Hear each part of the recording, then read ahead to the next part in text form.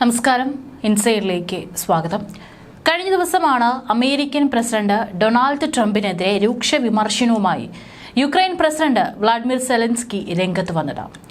Russia അടുത്ത വർഷം NATO സഖ്യരാജ്യങ്ങളെ ആക്രമിക്കുമെന്നും റഷ്യയും യുക്രൈനും തമ്മിലുള്ള യുദ്ധം അവസാനിപ്പിക്കാൻ ട്രംപിന് യാതൊരു പദ്ധതിയുമില്ലെന്നും അദ്ദേഹം ചൂണ്ടിക്കാട്ടിയിരുന്നു.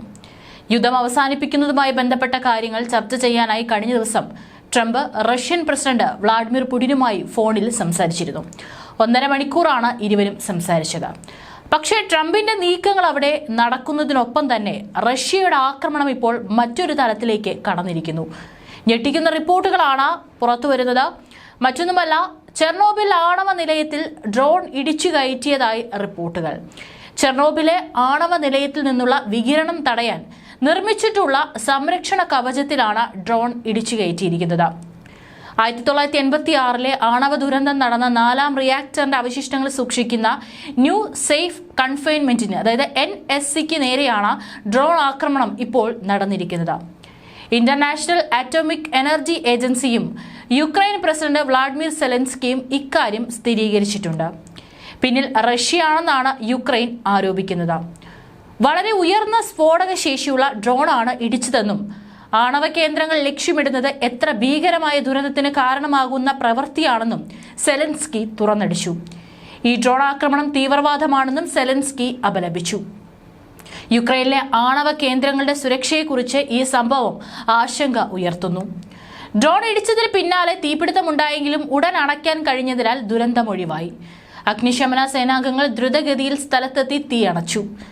ആണവ വികിരണം തടയാൻ നിർമ്മിച്ച സംരക്ഷണ കവചത്തിന് സാരമായ കേടുപാടുകൾ ഉണ്ടായി. എന്നാൽ വികിരണം പുറത്തേക്ക് വരുന്ന സാഹചര്യം ഉണ്ടായിട്ടില്ല. ആളപായമൊന്നും റിപ്പോർട്ട് ചെയ്തിട്ടില്ല. ഇക്കാര്യത്തിൽ ഇന്റർനാഷണൽ ആറ്റോമിക് എനർജി ഏജൻസി അതീവ ജാഗ്രത പുലർത്തുന്നുണ്ടെന്നും IAEA director general Rafale Grossi വ്യക്തമാക്കി. ലോകത്തെ എന്നും ഭീതിപ്പെടുത്തുന്ന ആണവ മേഖലകളിൽ ഒന്നാണ് ചെർണോബിൽ.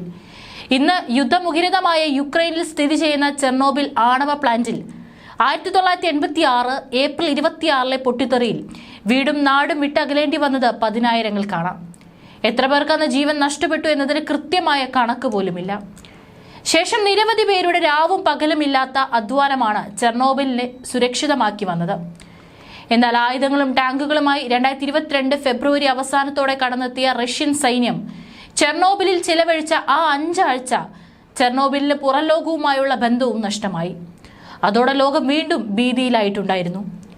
1986 ചെർണോബിൽ ദുരന്തമുണ്ടായി ദിവസങ്ങൾ കഴിഞ്ഞാണ് പുറം ലോകത്തോട് ആ വിവരം പോലും പറയാൻ സോവിയറ്റ് യൂണിയൻ തയ്യാറായത്. 1986 ഏപ്രിൽ 26 ചെർണോബിലിലെ റിയാക്ടർ 4 പൊട്ടിത്തെറിച്ചത്. റിയാക്ടർ നിന്നിടത്തു നിന്നുള്ള വികിരണം തടയുന്നതിന് റിയാക്ടർ നിന്ന സ്ഥലത്തെ പൂർണ്ണമായി മറച്ചുവെക്കും വിധം സ്റ്റീലും കോൺക്രീറ്റും ഉപയോഗിച്ച് ഒരു സാർക്കോഫോഗസ് അഥവാ ഷെൽട്ടർ നിർമ്മിച്ചു. 1996 ആയപ്പോഴേക്കും ഈ നിർമ്മിതി ദുർബലമാവുകയും വികിരണ തോത് വർദ്ധിക്കുകയും ചെയ്യുന്ന സ്ഥിതി വന്നു. ഇതിനുശേഷം 2017 പഴയ ഷെൽട്ടറിനെ മൂടും വിധം പുതിയ സാർക്കോഫോഗസ് നിർമ്മിച്ചത്.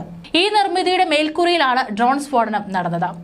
റിയാക്ടറിന് ചുറ്റുമുള്ള 19 മൈൽ പ്രദേശം അന്ന് സോവിയറ്റ് യൂണിയൻ എക്സ്ക്ലൂഷൻ സോണായി പ്രഖ്യാപിക്കുകയും അവിടെ നിന്ന് 3.5 ലക്ഷത്തിലധികം പേരെ ഒഴിപ്പിക്കുകയും ചെയ്തിരുന്നു.